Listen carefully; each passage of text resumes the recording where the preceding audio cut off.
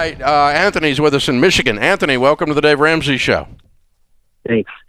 I built a large restaurant. In the process, I've accumulated about $137,000 of credit card debt. You financed the building of a restaurant on a credit card? No. It's just in the process of... Where'd the credit card debt come from? Did you go on vacation while you were building it? No, some was from before, but a good amount was not being able to pay myself during these first few years. Thankfully, though, it got to the point early this year where it was actually paying off its debts quickly, and this was starting all to go down. But including the $150 that it owes me. But of course, the crisis hit. We made some quick changes to the business that have worked out, and though the business isn't anywhere near where it was before, it's stabilizing much better than I thought it would. Good. But paying off the debt the business owes me and others seemed way out of reach anytime soon. So with the business stabilized, I feel good about being able to have a household income now about $150,000 going forward, and our family's expenses are less than that by about $2,500 a month. So I should be able to get on a plan to pay it off. Feel good about that, but some of the interest rates are high. So the question is, how do I go about finding the most efficient way to dig out of this hole? Okay. Dave, let me take this one. Okay. Well, looking at this, first and foremost, Anthony, if you want a surefire method of getting out of this debt, how many credit cards do you have for this 137?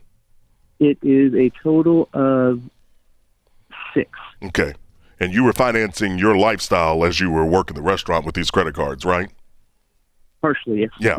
So here's the reality. I want you to list these out, smallest to biggest. I know you're thinking interest rate. I know you're trying to do math, my friend, and you're looking at it and you're going, this one has a higher interest rate than this one. I'm going to tell you the debt snowball approach. Listen it out, smallest to biggest. You make minimum payments on everything except for the small one.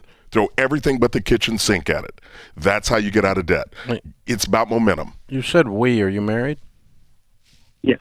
So what would your household income be if you're pulling $150 down? There's only one earner. Oh, that's the household income. Okay. Which we're sort of committed to that. So that's nice. I'm glad, and I hope you can do that. That would be a wonderful success story on the restaurant. So the average household income in America is $59,000.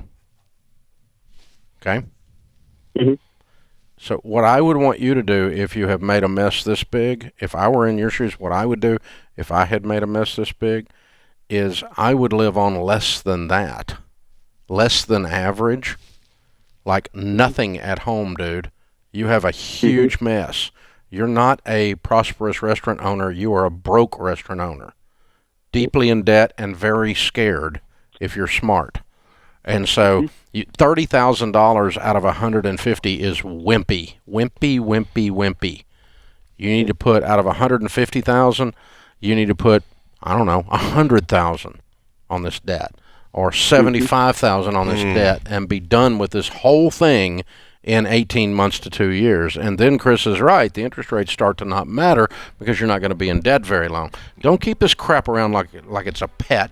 And, dude, you've been rationalizing on your lifestyle for some time because how you went this far in debt just to support your family means you didn't cut lifestyle while you were building it. And if this only went to cover your family's needs, you wouldn't be this far in debt. Yeah. You bought a bunch of family once while you're building the restaurant, and that's what put you this far in debt. Michigan's not that expensive.